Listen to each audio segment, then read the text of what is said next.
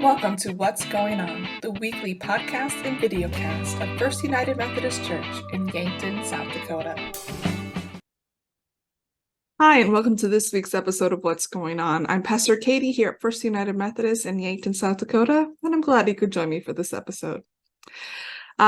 This episode really, first and foremost, I feel like I just need to say a huge thank you to a lot of people.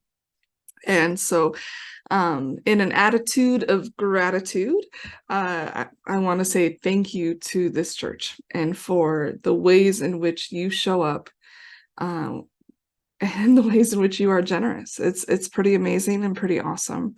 This past Sunday, we had a really big Sunday full of a lot of things happening. We wrapped up our sermon series on Jesus Revealed, the I Am statements of Jesus, and that was a really, I don't know about all of you, but I feel like there were some really powerful moments during that series, and to be able to wrap that one up and to, I think, invite us to continue to ponder how Jesus meets us and the metaphors that resonate with us and why they do, and maybe how it's a different metaphor than what it was in the past, or how it might be different moving forward, but Jesus meets all of those needs. And I think, that's a really profound truth that a lot of people need to hear. And so I'm glad that we were able to talk about it. So that happened. We had a plethora of things happening after church. And so first, I want to say thank you to Carla Hummel. Carla, this summer, took on our missions coordinator position. And this was her first big foray into that. And I want to share a little bit about some of the changes that are happening administratively around missions in the church. So when I came, we had what was called Parish Care and Outreach Committee, and they were probably some of the most hardworking people in the church. I mean, trustees are up there too. Trustees, it's like a part-time job to be a trustee, but when they would meet, not only were they doing the mission work that you would see if you were sitting in the pew, coordinating the banquet, coordinating Sweetheart Tree, Angel Tree, all of those kind of things. But at the time, we also had money that had just been budgeted. And so they were constantly making decisions around what other organizations can we support as the church? And then they would be writing vouchers, basically writing checks from the church budget to these other really deserving organizations, locally, some not locally. And it was incredible. But the problem was most of the church didn't know that that's something that we were doing. And so I don't know, it feels, I always want to make sure that people understand when they're giving what they're giving to. And if you don't know, then that's maybe not the best thing. So we tried to work to be more transparent. Well, in the last couple of years, as you know, things have been shifting in our church, and our finance team and the leadership team have been doing a lot of work around our budget, realizing that we have lost some people who maybe gave a bigger portion of our budget. And so that affects kind of our bottom line of what we are able to do with the money that we have. And so we had to really start looking. Last year, the finance team did a lot of really hard work around cutting out. We had a tendency in setting the budget to have like padding. It's the way I'm going to use it, and kind of the way we talked about it, which most of the different ministries, different positions would have kind of, this is about how much money they spent, but they would add a little bit of padding in case something came up, and so they had a little wiggle room basically. And that just had been happening for years and years, and so we would always have a budget that we wouldn't ever truly spend all of. Because it always had this padding in it. But then we kind of came to know that like we'd set a budget, but there was also sort of this expectation that don't spend the budget, because the other side of it was we often didn't have giving that met what our stated budget was, but we would have giving that would meet what our expenditures were. And so one of the things they did last year was to really get a true sense of what is our real budget. What is the amount that we really need in order for our church to run and to function? And where are some areas that we can maybe slim down? And out of those conversations, we have a truer budget to what our financial needs are in the church. But one of the things that came out of it was a question around how we handled our mission budget, because there was a significant portion of the mission budget that was just checks written out that the bulk of the church didn't even know we were doing. And the questions came up of, is this the best way to do missions for our church? And maybe a better way to do missions would be to, instead of just having it budgeted, allow people to give toward missions outside of the budget.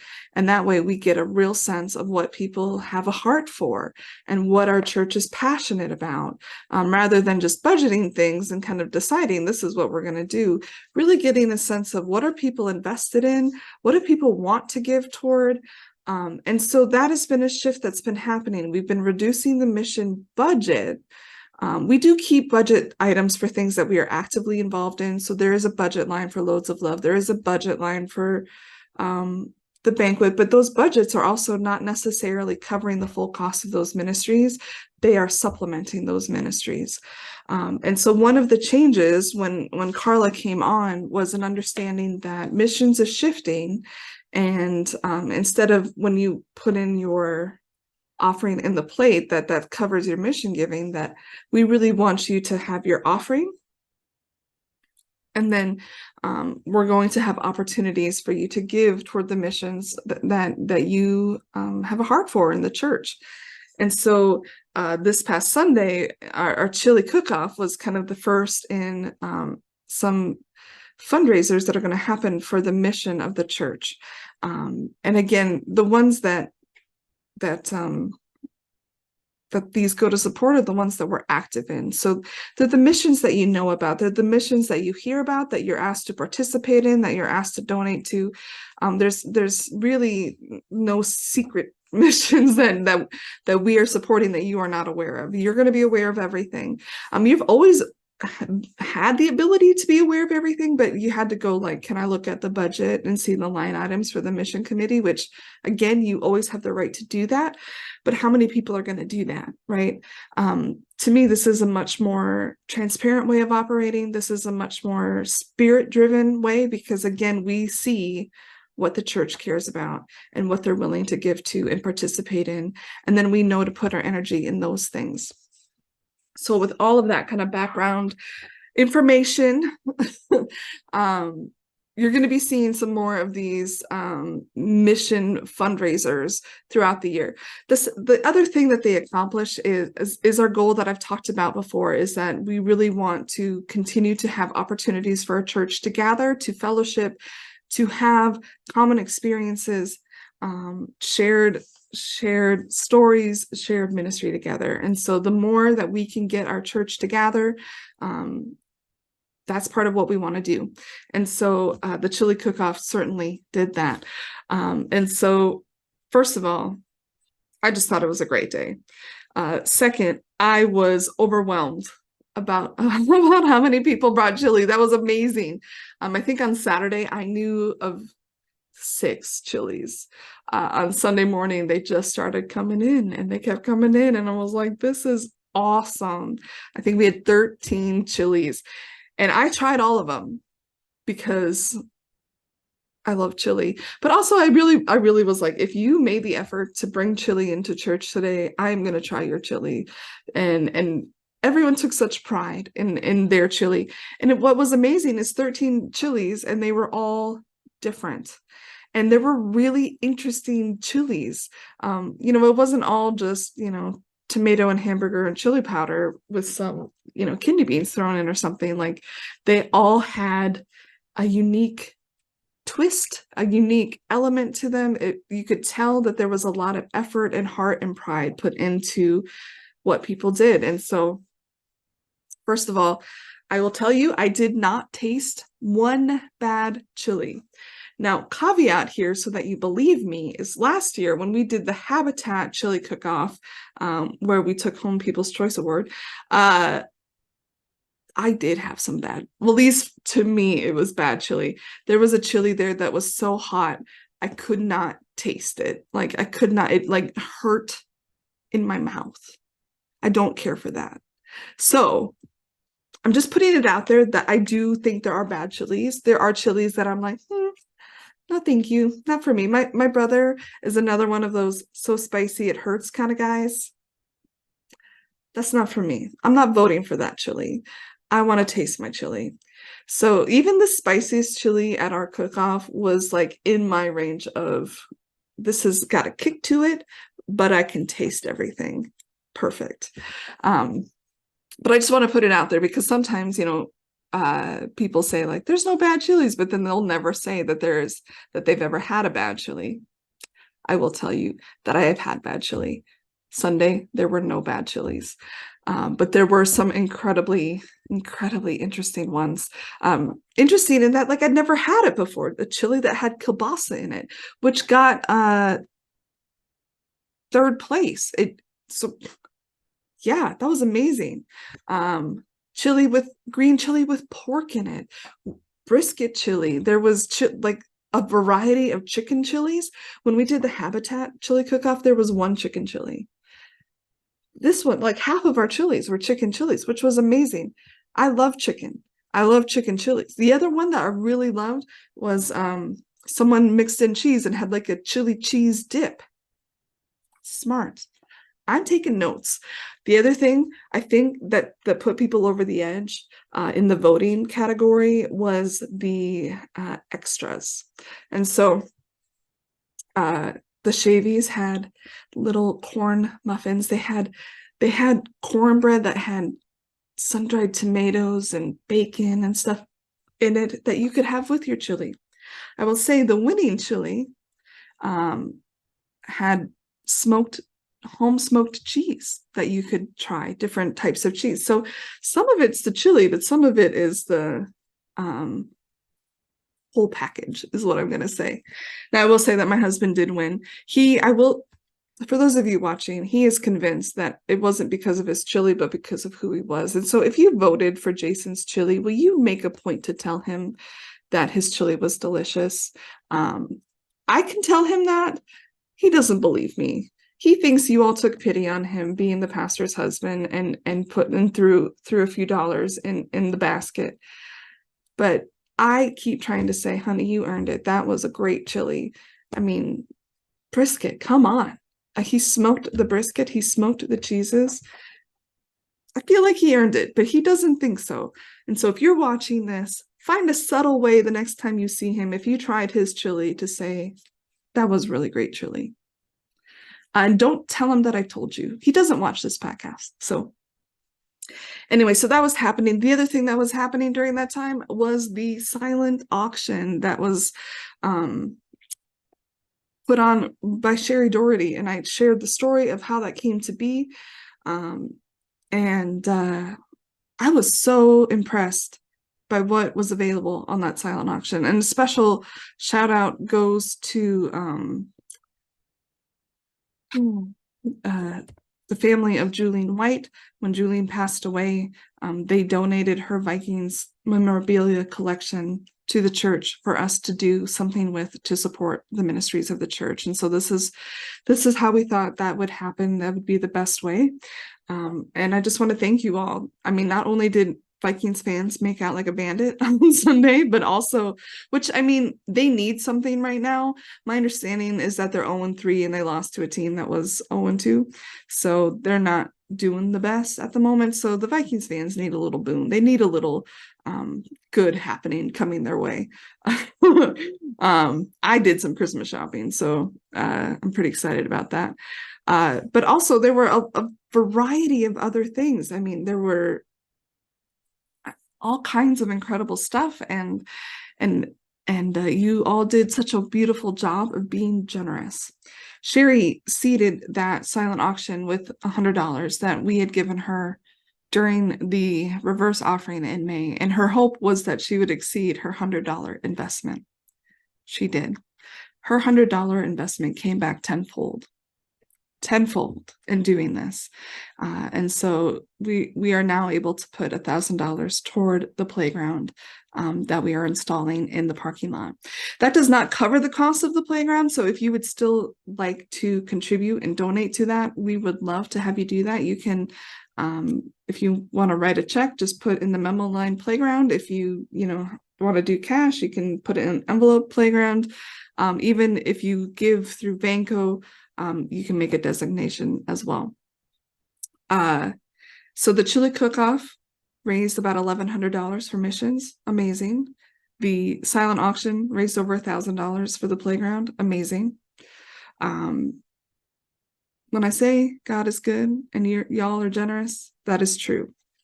One thing I do want to say, though, just really briefly, when we do these kind of events, which we're going to keep doing, remember that our extra events also don't go toward the budget of the church. And so, again, when you give to missions, which we want you to do because that is part of who we are, we want you to do that, but not at the expense of your regular tithing. And so, think of it as, what can I do above and beyond? Above and beyond. That was one of the things we noticed is, I think the generosity toward the chili cook-off and the silent auction, which was amazing, maybe slightly affected the generosity toward the church and in our offering during worship. That's just, I guess, my suspicions based on what I've been seeing, but just something to think about and to consider. Let's be faithful to God in all that we do. I think that would be good. So, and then we also celebrated birthdays and anniversaries. We had lots going on. Also, we had some really incredible things. May Gall was in church. May hasn't been in church for a couple of years. She's 101 and she was here, and that was amazing. Naomi Summers, wasn't the oldest person in church for once, and I think it delighted her as well. So just so much happening and so much life and so much joy, and I just love it. This coming Sunday, we have things happening again. I promise that it's not going to be like that every week because it's sort of overwhelming, but the fall is always kind of crazy. There's lots happening, but this coming Sunday is World Communion Sunday. There is a special United Methodist.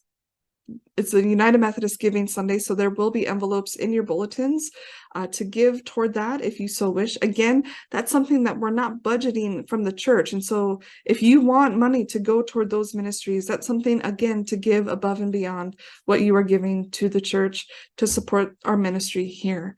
Also, we're going to be doing something kind of cool and special in the worship service that was brought to me by Carol Becker. And I'm just really excited about it. It's called A Feast of Many Breads. And so we're going to do that prior to communion. And it's just really cool. I think you're really going to like it. I hope that you come to check that out. And then kind of in line with that, there's also going to be a bread sale after church. And that goes to support the 605. 605 is our children's ministry on Wednesday evenings. We have found that with the changes kind of in culture, Wednesdays is the best day to get families here and to get their kids in some version of Sunday school. But part of what we do there is that we feed the kids. And that costs money. We don't charge anybody for that. Everybody is welcome to come and eat. That is a value that we have. I have been told if we were to ever charge for it, that some of our core volunteers would quit and protest. And my response to that is, if I ever felt like we needed to charge for it, we need to be done. Because if we can't support it and provide this, then it's not something we should be doing. So far, things are great. We were able to receive a grant in the spring that helped cover some of the costs of that. But there's just going to be a variety of breads available for donation. And then it kind of ties in with the Feast of Breads that we're doing for World Communion Sunday. You are also welcome to bring bread and to donate bread to that. If you make a mean banana bread, if you make pumpkin bread, that would be very seasonally appropriate. Cornbread, why not? Go ahead, bring your breads to church on Sunday, and then yeah, plan a little extra to take some bread home. I will say that Carol herself is an incredible bread baker, and I've been eating her rye bread this week, and it's delightful. And this is coming from someone who gets homemade sourdough bread whenever I want. So, again, I know my breads. It's worth it. It's worth splurging on to have nice bread sometimes. But that's this coming Sunday. And we're also starting Christianity 101. And I know that some of you maybe are like, I don't know if that's for me. If you haven't been involved in a study, or you're currently not involved in a study, I think you should be, because that's part of our discipleship. And I think that all of us always have something to learn or to remember or to be refreshed on. And this is a good opportunity. And we're just going to be covering, some of the basics of faith, but also, theology. And unless you're really studying that stuff, you don't often get into deep theological conversations with people. And this is an opportunity to learn about those things, to have conversations, to ask questions, to push and prod, and to really think through things. One of the things I've noticed as I've progressed in my faith life is that things I thought 20 years ago, I don't necessarily think today. That it evolves, it changes. Our experiences and our knowledge as we grow shapes our faith. And so even if maybe the last time that you studied these things, you were like, yep, that's good. Maybe things have changed in your life or in your heart. And this is an opportunity for you to start wrestling with those things again, and to ask questions, and to dig deeper, and to hear from others. And because maybe for some of you, you're like, I just don't understand why people think what they think. This might be an opportunity for you to hear from others, to learn, and to go, okay, maybe I still don't agree with you, but at least now I get where you're coming from. And that's an incredibly valuable skill and gift. And so please consider coming. 8:30 on Sunday, starting this Sunday. I promise there's no homework. You come, I will teach for a little bit. We're going to have conversation. If you've been in class with me before, you know that you never know where things are going to go. I like things to remain organic. I like the conversation to flow as it will. And so, yeah, I think it's going to be really good and really fun. And I would love to have a class. I'd love to have a group of people from a wide range of backgrounds and personalities and viewpoints all attend.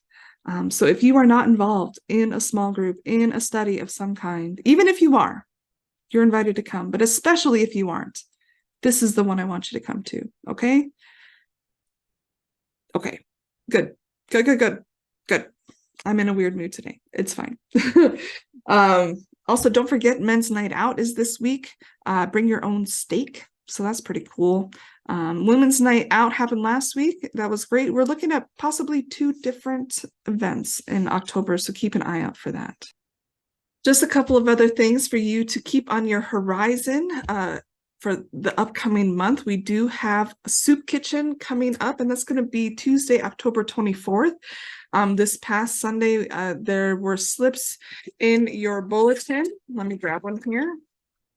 Looks like this. And again, this is something that all of us have to work together to do. You know this. And so you put your name, your phone number. I will furnish for the kitchen pies, or 1.5 gallon of vegetable beef soup, 1.5 gallon of chicken soup, broth and chicken only. Noodles will be added. So chicken and broth, not too hard. Or 1.5 gallon of chili, or you can do a cash donation. And then also I will work. You can work in the kitchen, the dining room, the serving table, dishwashing, and cleanup. Make sure you fill these out, get them into us so that we know we have everything covered. Our reputation is that we're the best in town. Let's let this year confirm it for everybody, right? Also, just a few notes. I'm going to be out of the office a few more times in October. Well, 2 more times. October 11th through the 13th, I'm going to be out.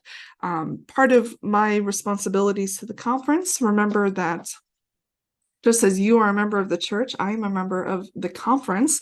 And just as a member of the church, there's an expectation of you giving of your time and your service to the church in some capacity.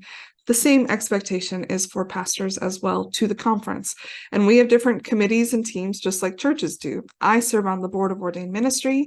We are the group that handles vetting people to be commissioned and ordained, and then also care of our pastors, making sure that they are upholding the standards that we expect of United Methodist pastors. We handle the training, boundary trainings. We handle changes in conference relationship. We handle if someone needs to not be a pastor anymore. That's our job too. And so it's really important work that I believe in and value very much. And so I will be at our fall meeting the 11th through the 13th. That's a Wednesday through Friday. I will also be taking a short vacation in October. I'm giving you this space because as much as I'm gone, it's very rarely for vacation.